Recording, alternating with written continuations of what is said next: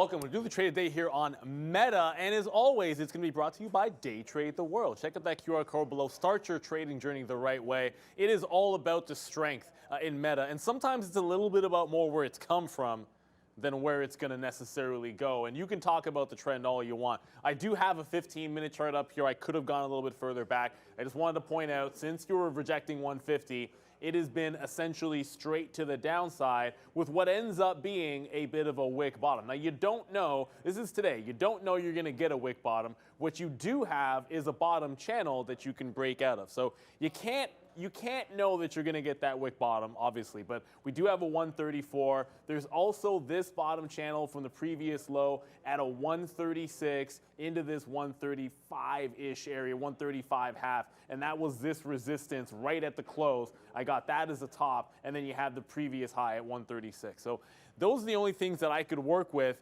And truth be told, coming into today, I had a lot of overhead resistance I was looking for in terms of where you'd want to short in front of. Apple was making some very big moves here. But if you come in and notice that there's relative strength on where it's like, how do you participate in that move? I wasn't thinking necessarily go long in Meta. But once it then held that 134 low and started breaking out, when the market clearly wanted to show strength, well, I will jump into relative strength when it sets up. And if you show me that wick bottom, which at the open, you tested the low, one time 134, and then again right at 9:30, you tested 134. When I'm looking at my higher time frame, all I'm now seeing is a couple of tests of that previous low and then a bounce to the upside. Well, then that tells me there's going to be a breakout setup. So I end up in taking the breakout of the top end of the range. This is when the market is trying to decide where it's going. You have resistance overhead. You have Apple looking weak in that moment, heading and dragging everything back into the downside. So I'm going to pay myself out there in front of 137. I took this reload, and this is where it sucks, because I get the reload, and instantly getting out halfway up to resistance, and then it slams back down in the bid. This is all in the same 3-minute candle. So I get the stop out, and a lot of times when you get that type of a flush, two things have happened. Either it's a harsh reversal, or they've just shaken out the weak hands. And admittedly, I was the weak hand there. What I love about this setup is it gives you a secondary break. And I said this live on the show. I said, you know what? Even if I'm out of this and we don't get a retracement to buy off 134, that 137 breakout is going to be there for us. So allow the market to decide. Once the market was taking out the highs on both the ES and the NASDAQ, there's your 137 long.